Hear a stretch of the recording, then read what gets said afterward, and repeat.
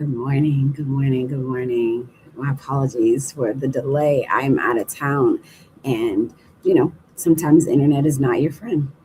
You may have expectations of it, and it decides that it's not going to meet or exceed your expectations.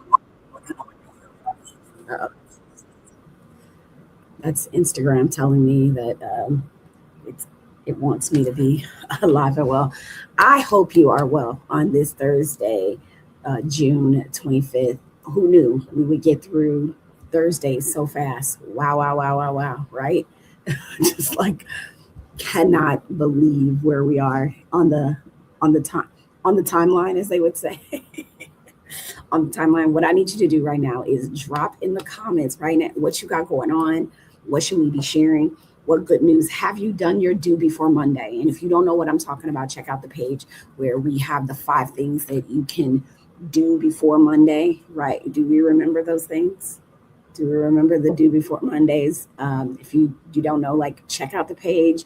These are little things, guys. Let me not say little things, small actions. And I think we're in a time where it is going to take a series of small actions for us to feel good about where we are. But please drop in the comments. Is it something you're proud of? Something you hope for? Something you just want, or somebody you just want to shout out to be like, this person is doing good work. I appreciate their kindness. We got to get in a habit of sort of uplifting those things that help us keep moving. I'll tell you that. I do hope that you have had the opportunity. Let me pause for a second. I just jumped right into it because I'm out of town. Um, I'm Delegate Jackie Hope Glass, Mama, Navy Vet, Certified Doer, and the Laced Up Legislator for the House of Delegates, 93rd District. Honored to serve with you. I do hope that you've got a chance to breathe, to maybe get some rest, and most importantly, to do your one thing, right? To do your one thing. Okay, so when we started these due before Mondays, the dues, right? I wanted you all to understand that not everything is perfect, not not to do everything all at once, just to understand that one thing that sort of moves your life, moves your family, or moves your community forward. If you came in person, if you missed it, I hope you didn't miss it. If you missed it, we had our book club, Grab Them by the Ear book club this past week, and they had homework, and it was really a phenomenal. So I want to thank the doers that came out. It was really a great time. If you missed it, we got another opportunity for you. I'm hoping that we all committed to something, uh, not in a way of like, what did I plan to do? What did I hope to do? We're going to give each other grace, but we're going to be making sure we're talking about what we actually, what did you accomplish? What a thing to feel accomplished. Good morning, BC. Good morning, Janice. So good to see you all this morning. Like I said, drop in the comments. Let me know what's your thing, what got you, what has you feeling good, feeling great. Um, because here's the thing, right? As I just like roll into this, because I'm really harping on doing right now, is that what separates dreamers from doers is accomplishment. An accomplishment doesn't have to be a big thing. It could be small actions repeated consistently.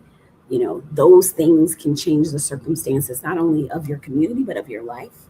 Um, but I understand that most folks that come here are trying to be a good service to their community. And speaking of that, um, I want you all to join this book club community because the people that showed up, they were ready to think without having all the answers, ready to question, to laugh, to also challenge each other and leave with a little bit of action. And that is exactly what I hope for, right? That is a thing that I hope for and I wish for all the leaders in the community. And that is you. When you show up here, I don't know why you show up here, what you intend to get, but you show up here. So the goal here is to not just read another book. It's to sort of build a different habit, and that is what makes a difference for to people. Um, that is what makes a difference. So to become people who don't just like consume information, but they actually use it. And we are in an information economy, and I want to be a part of helping you and you helping me be good stewards. I will say this. Tell people my biggest flex is not being a delegate. My biggest flex is having people in the community who are willing to educate me, having people that are willing to to teach and learn with me, and that makes all the difference. Um, with that, I do want to see you. So we are going to have one of our first summer fundraisers that we call Prosecco Pastries and Policy coming up in June. It'll be at Beignets and Brew. So if you've ever joined us, it's exactly what it sounds like: good conversation, good food, and an opportunity to sort of understand how the government works. I'll definitely be getting a kicks and cocktails on the calendar. That's just a, quick meetup, wear your kicks, have a cocktail. We're not yelling at each other. You're not gonna hear me do no point by point. It is, talking points. It's just gonna be neighbors together, doing the daggum thing. All right. And speaking of coming together, as you may know, if you, I don't even know if it was reported in the news, that we went back to Richmond last week. I think I said it. I went back to Richmond for a special session to finalize Virginia's budget. Whenever people hear like special sessions, sometimes they think like something has gone wrong, and that is not necessarily the truth. It is actually a part of governing. It's why we have this thing called special session. Good morning, Kings for Life. That's why we have this thing called special session. And so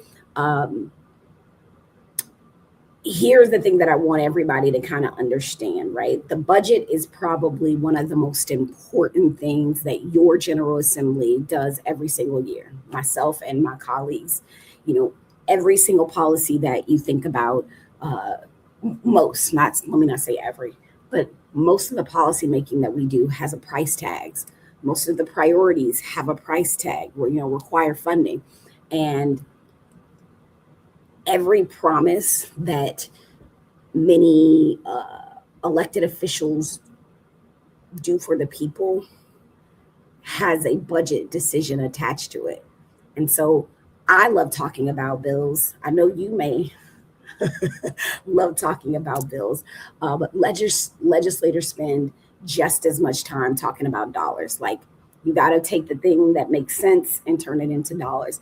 And in Virginia is actually known for having one of the strongest budget processes in the country. I'm going to say that again. Virginia is actually known for having one of the strongest budget processes in the country. We are constitutionally required to pass a balanced budget. You hear me? We are constitutionally required to pass a balanced budget. That means that we cannot simply spend money we don't have. We don't do that. We don't do that to you, right? So there are negotiations, there are disagreements, as you may have seen in the news, and sometimes there are vetoes. Sometimes we have to come back, and I don't want you all to see that as dysfunction, because it is not. It's governing, and in fact, if you kind of compare what Virginia does to Congress, you'll notice something. Or how about this? I'm not going to say you'll notice something. Let me notice something for you for us to talk about. When is the last time Congress passed all of its appropriation bills on time? By appropriations, that's the money part, right? It's been years. Congress frequently relies on continuing resolutions, meaning, a little note saying, we're just going to keep doing, we're going to keep working on it. They use that to govern, to keep the government open, right? There's like, did they sign it? I think you may have heard in the news, they signed a continuing resolution to keep us going so we don't have a government shutdown. That is because agreements are very difficult, I imagine. Virginia has disagreements too, but more often than not, we actually finish the work, right? We finish it, and it's not pretty, it's not glamorous. It doesn't even matter that it's a trifecta, that we have the House, the Senate, and the governor's mansion. Doesn't matter. This work is not always glamorous, even when you think you're working with your friends. Now, I am a married woman. My husband is like my best friend, and loving is leading, and running a household is governing. And just because you may see this nice house, these good kids, that's work. We're running our own little micro government inside our house. Who's this and who's that? It's tough work, right? And like I said, it's not glamorous. It isn't really exciting TV either. But what I want to put in your mind is that looking at the sum of things, campaigning is the easy part of what we do, right? Governing is the hard part, and it is very easy to tell everyone what you would do, and it is much harder to sit in that committee with limited dollars, competing priorities, constitutional requirements, and thousands, hundreds of, excuse me, let me not say thousands, millions of Virginians depending on you, us, you, to make thoughtful decisions. That is leadership. And that is why I encourage people to learn you. I encourage you to learn process before assuming the absolute worst. What this process has done for me is told me that I need to do another class on budget, on reading a budget and understanding a budget, and know that I've been doing my homework, asking folks on both sides of the aisle, how do you run through the budget? How do you look through? Some folks have been here for a very long time, and they may have some best practices that I would love to share with you all, and also help me roll through that budget. It's a big baby, okay? It's the biggest bill that we have by far. But I want you all to know, healthy disagreement is a part of democracy. Negotiation is a part of democracy. So this week if you're watching the headlines, remember that governing isn't always supposed to look effortless, okay? Right? It is not supposed to always look effortless, because it is not. It is not. Let me go to the comments to see if you guys have any questions, comments, or concerns. Oh, Ari, thank you on Instagram. I am trying to have a great day. Out of town. We'll be doing some speaking this week for women legislators. I'm really excited about, sharing my knowledge with some of my friends across the country. I'll be doing that this weekend. So thank you.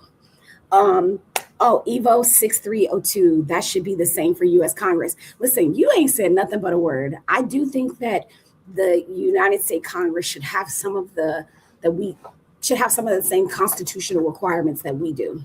And we all know how difficult it is to change a constitution. And we're in a very scary time where I'm like, do we want to be doing that? But the fact that you all should be able to hold in your hands is, we lead in here in Virginia. You will always get, by constitution, we are required to have a balanced budget. That in and of itself, right? Like, if there's something to applaud your Commonwealth, the Virginia is about is our process, and the standard to which we hold ourselves to you all with process, particularly the budget. I'm telling you, run that up against some of the things you see in the rest of the country, particularly Congress, right? We don't keep doing continuing resolution. We get it done. And it is hard, especially when you're doing it with your friends, right? It is difficult. Again, being in a relationship, you can have the same kinds of priorities and have a different path to get there. I mean, that is what it feels like raising children with a partner in the house. We want great people. We just got different ways of mashing that thing out. Just heartache, right? It happens. But yes, I agree with you that Congress should be held, that it should be the same should be true for Congress. Okay, great. Any other, this is your time. I'm trying to, while I'm out of town, have at least some time to take questions, comments, concerns. Okay, furthermore, if you did not get a chance to download the book, go ahead to, if you're on Instagram, you can go to the link in my bio. If you're on all the other, oh, there's a question on Substack. Can you, I don't see Substack. I can't actually see it and it doesn't come up. Oh, there's a question on Substack. I'm going to see if I can see. I wonder if I have to have a. Oh, let me say this. Shout out to the folks joining us on Facebook, LinkedIn, YouTube, Twitch, Instagram, and Substack. Love, love, love having you here. Let me see if I can. Let me see if I can get it open so that I can ask the question. If you don't mind on Substack, if you can see, if you can pop the question in here, I would love it. If it is at all possible. Profile. Oh, I see. I'm about to get it.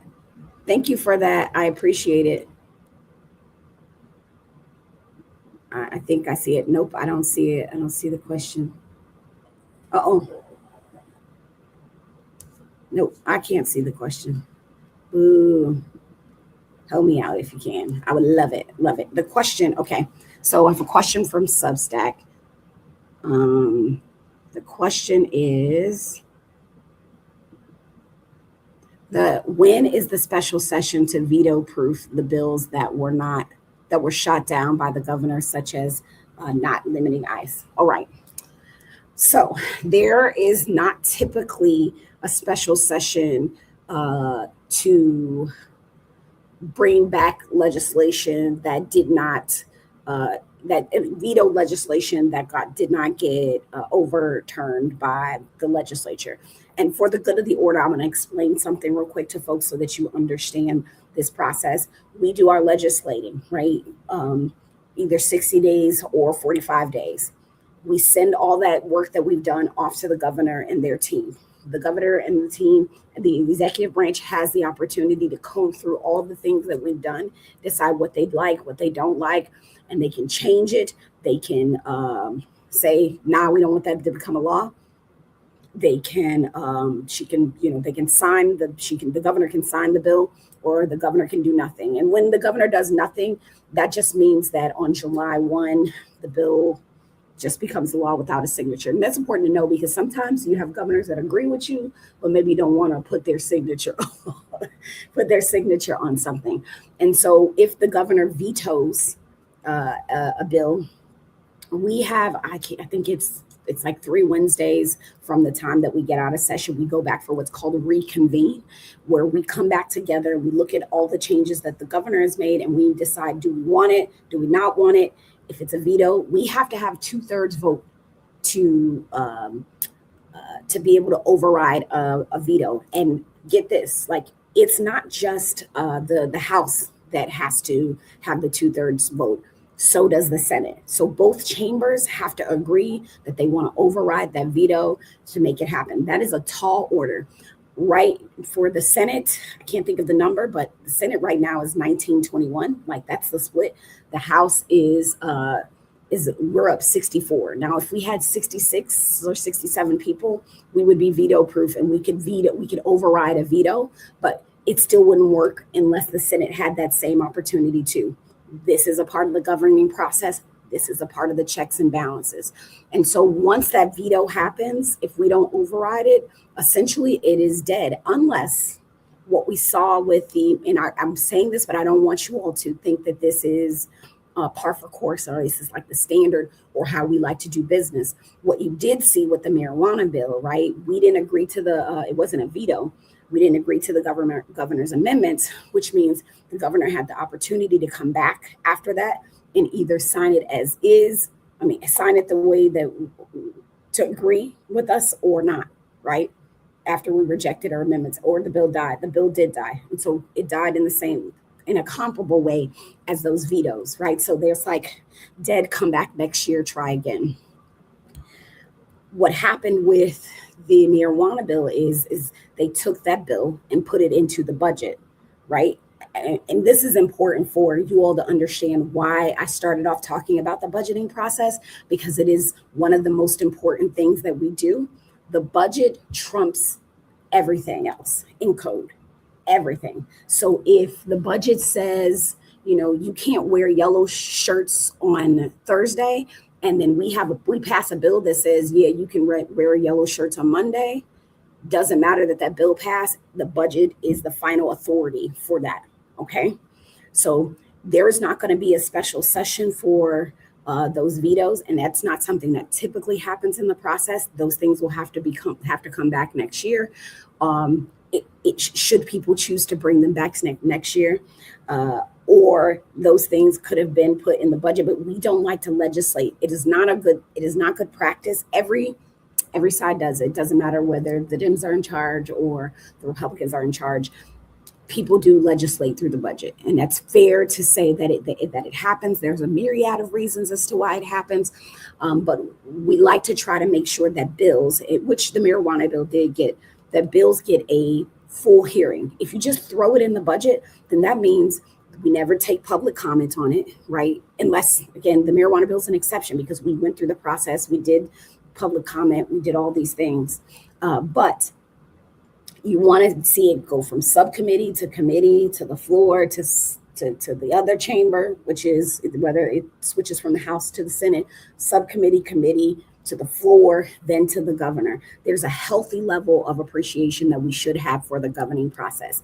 If you are not familiar with how this works, and thank you for the question over on Substack. Happy to take it. Thank you. And thank you, Sidwell 5664 for bringing that question over to here for us. I appreciate you. We have this thing, and at least since I got elected, the first year I got elected, and I went up there for the however many days, I was floored at how much I should have known. I was like, wait a minute, I'm a citizen. I should have known this, right? Like there's got to be some way. And so we started doing summer school for certified doers. And that is where I will demystify the entire process. I will say, from start to finish, here is how a bill makes it through. Here is how we lobby. Here are some best practices. And then we also typically have what is called a policy pitch contest, where you can pitch your ideas to myself and other legislators that we call in to sort of help us with the pitch contest. Okay. So that is going to be August 8th at ODU.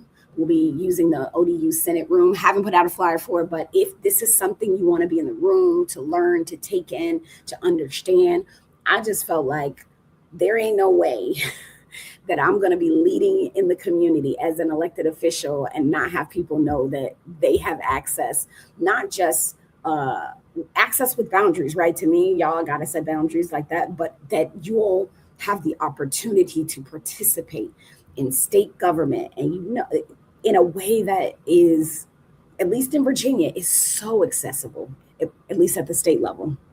I'm not talking about local level, but at least at the state level, you have the opportunity to participate. And I want you to see how you can have your voice heard.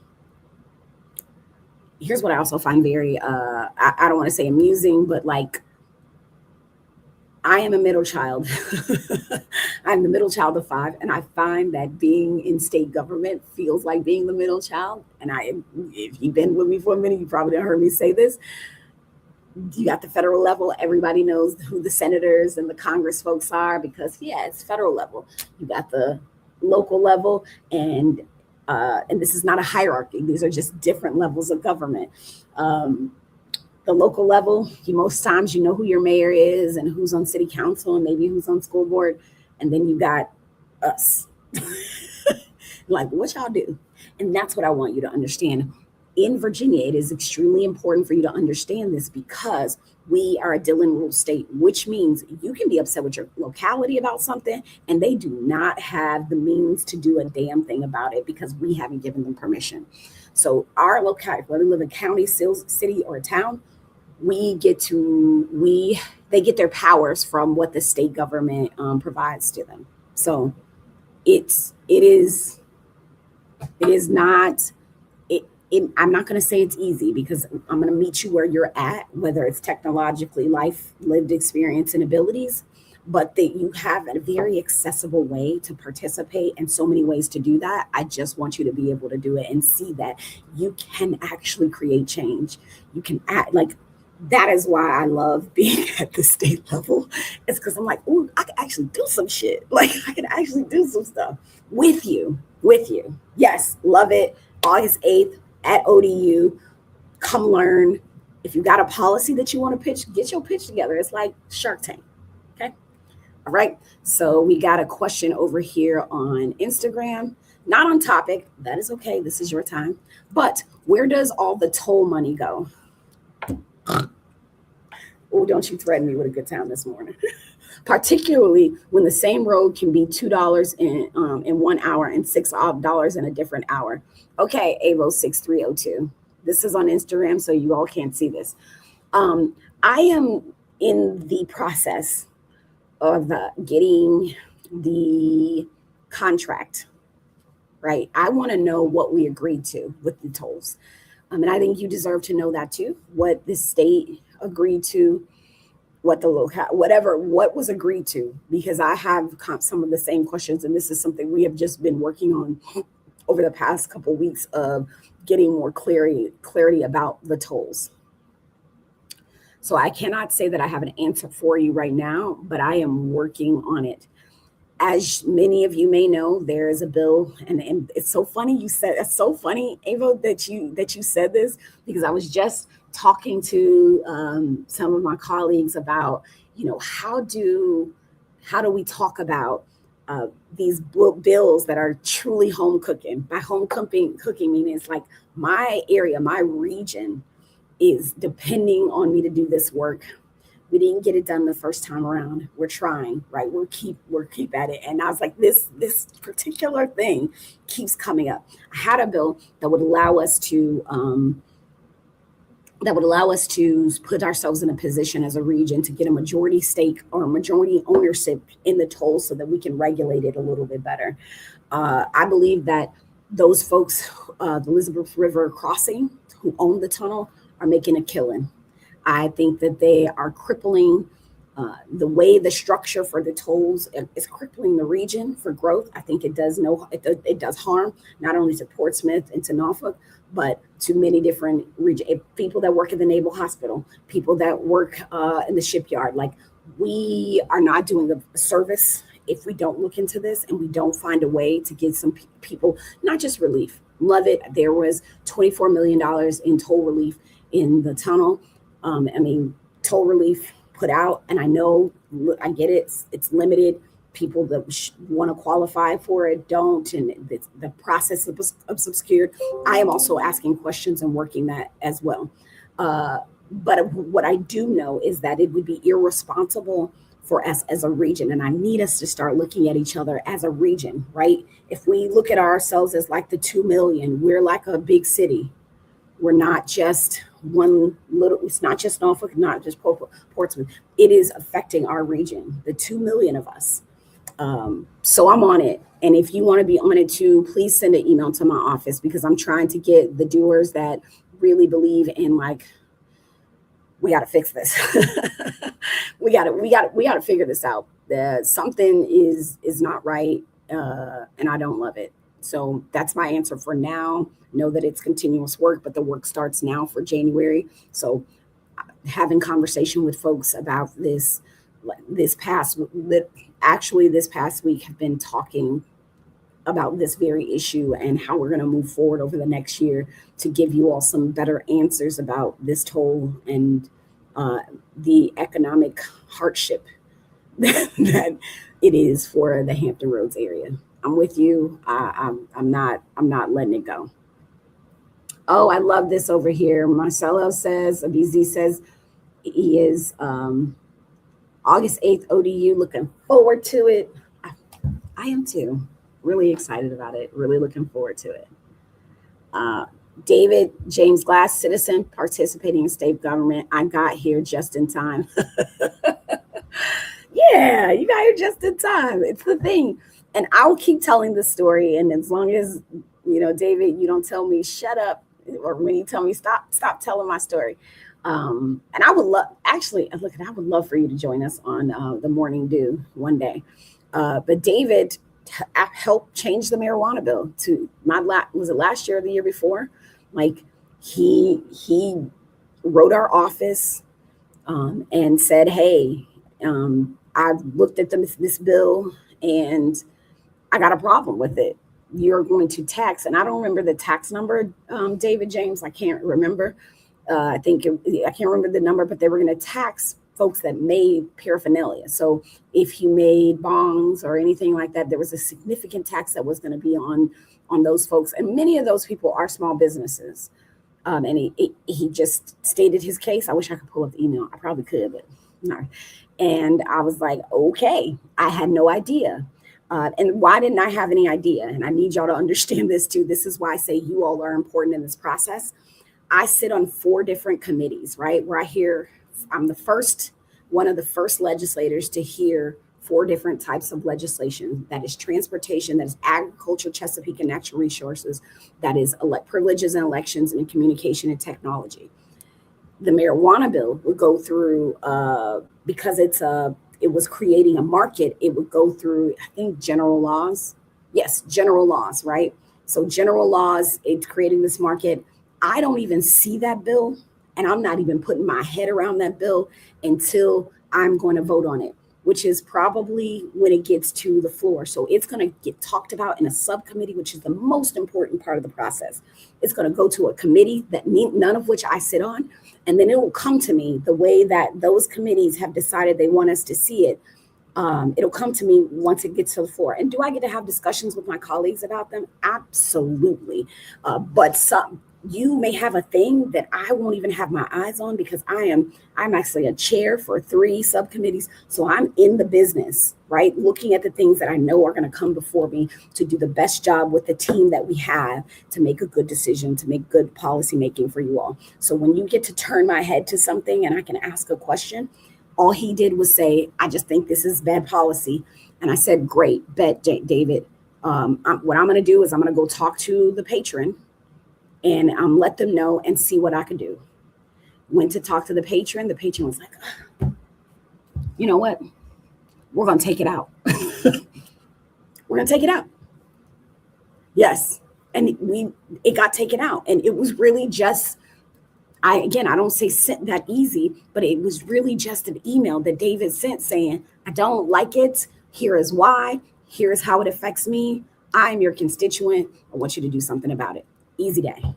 For me, that was an easy day for me to take the time to get to it. Also, having a great staff helps to get me to that process. So that is why I love that y'all come here on Thursdays, and why I need you to be a part of the book club. And I want you to come to summer school for certified doers. I actually need your support. So if you can commit to giving 5 or 10 or 15 or $25 a month, like that also helps, because what I also have to make sure that I can take care of is the daily ins and outs of having the structures in place to be able to manage all the stuff and things, right? The fact that we have built out process, and my team is like dope. Okay, like always has been since day one, right? Like I have a great group of people that come and ready to work, and I'm responsible for making sure they have the tools, parts, and materials to make sure that I am able to show up the best way that I can. I have interns, right, that help with that process. I definitely have them doing work, and I pay them. So that is most of the reason why I fundraise, is to keep having really great staff. Hands down, great staff. He said, "Just get ready for the next stories. I'm working on new legislative ideas, country of origin labeling for pipe paraphernalias, so that," okay, come on. I'm ready for it. And then he said, "This is great." And I got another question over here on Instagram. I'm about to get to it, Spirited One. "This is fantastic." David said, "I use the strategy straight out of Grab 'em by the Ear, the book that we're currently reading. That's only 25 pages that you can find in my link tree and download for free or for donation." He says, it was cool seeing that I was on target with my actions after reading the book. Yes, on target. 1,000%. And in the book club, what I love that most people gravitated to is how many people it takes to make change and how long it takes to get that change. That is what I love. It's managing your expectations about what it means to move politicians, what it means to change governance. Like, it doesn't take a whole lot of people, but it does take a whole lot of persistence. And I want you all to be a part of a cadre of people that get that can tell you, put your chin up, put your shoulders back. This is just the beginning. We'll get there. We'll get there. Okay. So heading over to um,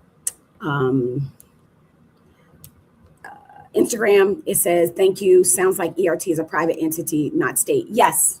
Yes. The I can't remember the year that it happened. I think it happened under Governor McDonald, maybe, that we sold several tunnels to private entities. And so that is the goal we're trying to get in the game, where you are absolutely right. You're absolutely right. But guess who regulates business in the Commonwealth? We do. We do. So I've got to get my hands on that contract to know what the heck, what I'm just wondering, what the hell did we sign up for? Because it's absolutely ridiculous. It feels like it violates some of our consumer protection laws. So that's where I'm at with the tunnels, and I'm not letting it go. Okay. All right. Spirit in One. So good to see you. Says, with the recent sinkhole fiasco, why is Norfolk the only city that doesn't regularly repave roads?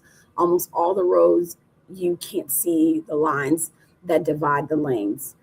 I don't know that we're the only ones. I'm not even gonna hold you on that, but I get it. I saw the sinkholes. I've been, out of town, but I did see the sinkholes.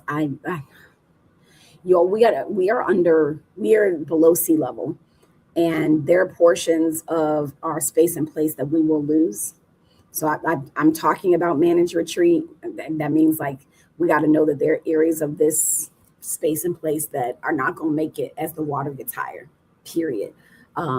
But Spirit in One, I would definitely have a conversation with my council folks, and the grab them by the ear strategy is perfect for this, about what their timeline is for paving, because it may be that it's happening places that you don't see, which is also maybe a problem. I live in an area where I moved there in 2016, and I remember them talking about they're going to repave it in 2018. 2018 came and went. I don't think those roads got paved until 2021-ish, 22-ish, right? That's not a good job of managing my expectations as a citizen. I think I was civically president and stuff at that time, of helping the community manage expectations, because we were anticipating it happen. It did happen, right? The local government made it happen. So it's important to make sure that you know where they are, and that's something that they should be able to tell you, hey, here's where we're paving, here's where you are, and that gives you something to hold them accountable for lanes. And there may even be a Norfolk Cares, and I know some of you, don't beat me up. Don't beat me up when I say Norfolk Cares. These are everyday citizens trying to do the best with what they have, but there may be a chance to put a Norfolk Cares ticket, especially if the lanes, you can't see the lanes. That's what my suggestion would be. Arabiz, also, who has the authority to add cost to smoke shops for disposal batteries and devices? Regular households have to dispose specific manner because batteries can't go in the trash. We talked about this. I feel like we talked a little bit about this, or maybe that was, you were saying that you wanted to do something with this. You said smoke shops sell these devices and environmentally should share the cost for disposal. I am saying that, I love this. I tell you, I love this Arabiz. So twofolds. I would get with who is it to reach out to? I want to say it's HRSD, it may be HRSD or Keep Norfolk Beautiful, one of those two people, one of those two organizations. I don't know if you're Norfolk, but to get the disposal requirements, right? What are the disposal requirements so that you could be able to speak in truth about how we're supposed to like have, and then specifically ask them about this is how you get the work done. Ask them about the vape batteries, and then see if there's already something, there may already be something in place to hold them accountable, and it's just not happening because no one's brought it to attention as it being an issue. And I would start with like codes, or who is regulating, who fines and things for improper disposal. That would be the pathway to take. But like, I would find that out first and then take the step. If that's fair enough, if you need support or help, let me know. Okay. Or let our office know, let the team know. Yes, let us know. Uh, oh, C Snort said, can you share the link of your scheduled events? Okay, here's the deal. I would say I try to post them on my link tree. Right now, I think I just took down the one for book club.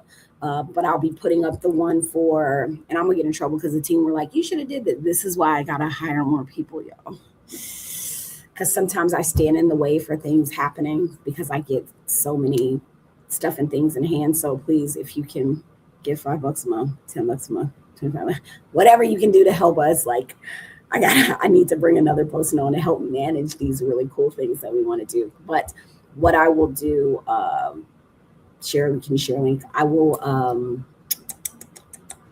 make sure it's on the link tree and then post. And I'm saying that because I know somebody on here is watching me and telling me, girl, you better get it done, and told me to have the link for today. Okay. If you can hang with me. Got it. Spirited One says, I'm speaking mainly not neighborhoods, even by City Hall. The maintenance for the roads is not just being, that's what I'm also saying, that is that you look and see what their what do you call it, the paving schedule is. I remember when the city started up what is called the Department of Transit or something like that. They started, and it's probably a public works thing anyway, but they gave us a list of how and what communities were being done and what spaces across Norfolk where they were paving. So it's just roads, it's not just neighborhood. Okay. But that's what I would love for you to do. I know this is a thing. The first time I visited Hampton Roads, I was like, what in the holy hell? There was just so much. It was a lot. So yes, we do. And I love transportation. It's not always the most sexy work, but it is definitely a space where people's quality of life depends on us doing our job really well. I'm pulling up delegate I just got a question in the chat, so I'm trying to pull this up to have an answer very quickly. Oh wow, that's right. Okay, I'm glad you asked that question. Ed Tash asked the question because where do we donate? My donate button is not up on my it's not up. Okay, what I'll do is I'm gonna put a link out to where you can give. I'd appreciate it. I'm grateful for it. The link tree may have a place to donate, I think. Let's see. I think the link tree does. We shall see. I'm going to find out real quick and see if the link tree has a direct link. Yeah, the link tree has a direct link. So I want to walk away. I recognize for folks, and the link is an ActBlue, but I also recognize I have non-political people that contribute and don't necessarily want to use a Democratic site to do that, as well as I don't like what they do with people's information. So should be switching over to Stripe or something to that effect. If you go to the link tree, it has all of that there, but switching over to that in order to be able to make sure that you don't get spammed that's really frustrating for me to know that sometimes you guys are getting spammed by supporting a candidate. Okay. Last couple questions before we go. Delegate, when bills are in for aging community, please assist with asking questions of how this impacting all the people. This is impacting all the people, not just the area, but the people that it impacts all. I need support on the poorest areas in Virginia. Yes, I talked to my delegate and senator. I live in Norfolk as well. I live in Norfolk as well. I know. Let me tell you something, Miss Donna. To give you guys perspective, is we do have to look at these issues as how they impact the sum of Virginia, not just our own backyard. Right. I think about rural issues that trickle over into urban issues and how those cross over. How do you look at aging? Legislation on aging impacts that 15-year-old or that 20-year-old down the road. So we do have to be cognizant. And so I love that, Miss Donna, you keep us in the know. If there are any particular questions that you feel like, teach the test to me, right? Because you're in that work day to day. I'm saying this, and I know that you're already good at this. You are already a person who's like, here's what I know. Here's what's going out on here's what's going down on the Eastern Shore. Here's how you can be supportive. But I think it's also important for the doers here to understand is that there are things that are kind of, I don't want to say lumped together, but opportunities for us to hold a swath of people in our hand that may not necessarily be our immediate neighbors, but our neighbors in country, right? If they're Virginian, they're your neighbor, right? Okay. So yes, you need support on the poorest areas. Okay, so that sounds like we need to do some more chopping up. You said, thank goodness I paid $1,000 on the ERC tolls over the years. I bet. I would love to know how much we paid in tolls, how much people have paid in tolls. Going through Chesapeake Bay Bridge is a private as well, and this impacts medical care and jobs here. Yeah, yep. Y'all understand, like, we need public transportation so bad. It will change the dynamics of our region. We need it in a way that it doesn't appear to be a poor man's game. What I feel like, and these are just my feelings, and what I've come to understand, coming from a metropolitan area where cars were optional. I want you to have a car optional life. I think you deserve a driver, whether it's a bus driver, it's a train driver, whatever. Like, you deserve that. What it does for your quality of life to be able to get access to places without having to be in the box. This Hampton Roads is car mandatory, and it excludes a lot of people from opportunities. It excludes us from each other and from sometimes the things we just need, like Miss Donna's saying here, medical care, jobs. I should be able to get from the beach to Busch Gardens quickly. That should be, I feel like the beach to Busch Gardens should be public transit, it could be equivalent in some ways to driving, right?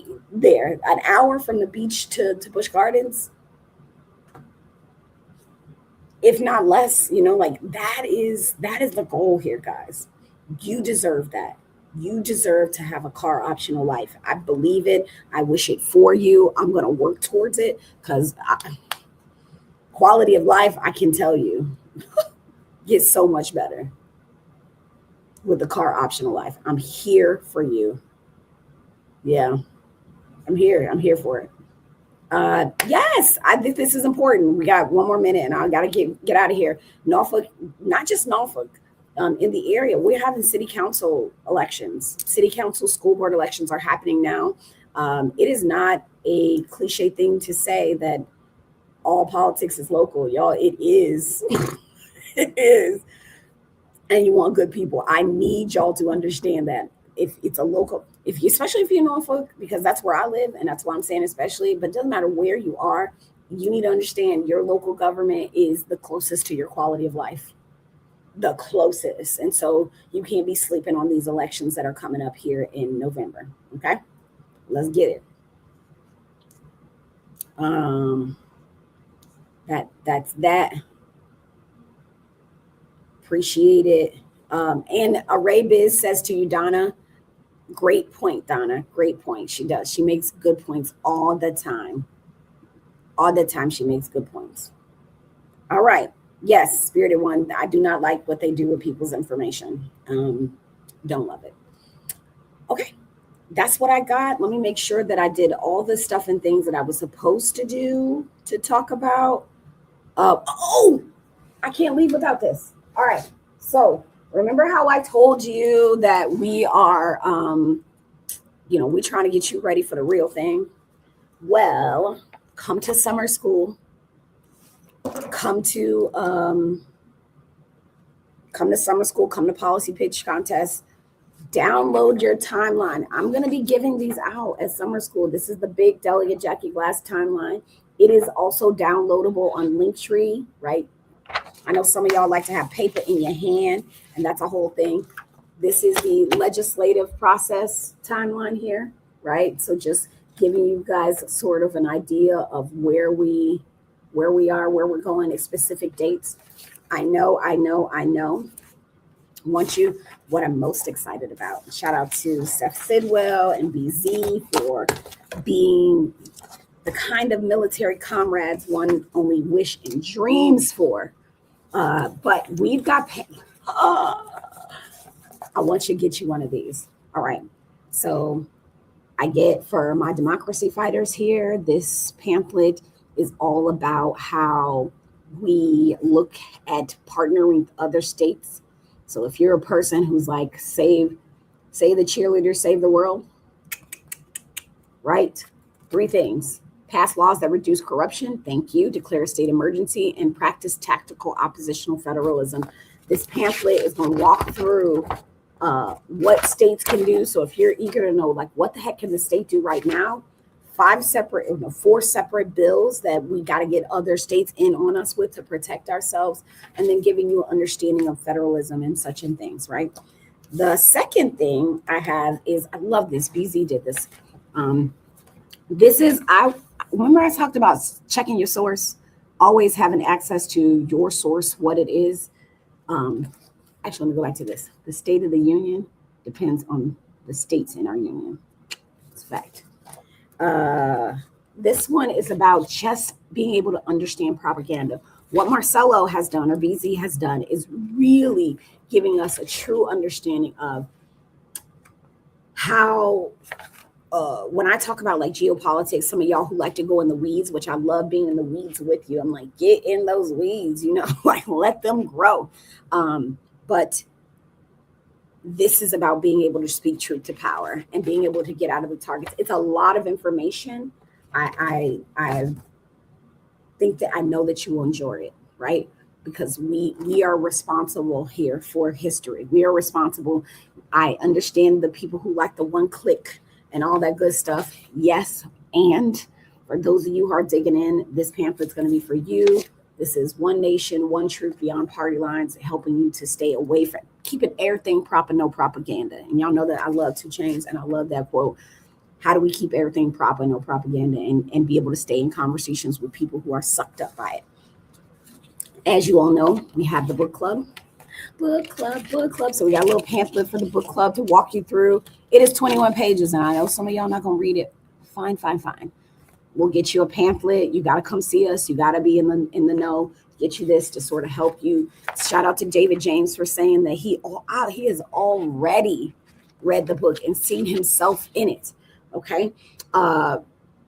This was done by a gentleman by the name of Christopher Armstead. He is an Air Force veteran, former law enforcement, and has a master's in Homeland Security. He has a site called the Existentialist Republic, where you can download this for free. It is also, the link is in my bio. But if you need hope, if you need someone to manage your expectation, this 21 page, okay, 25, a couple of pages don't even count. You ain't even got to read them.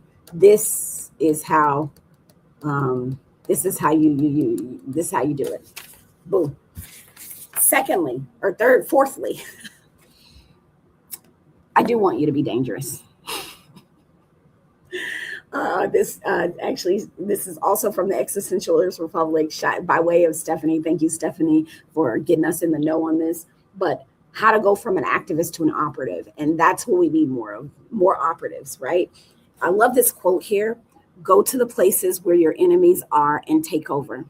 Learn their networks, understand their pressure points, and become dangerous." And this is teaching you how to become dangerous because I want you to be. I need you to be.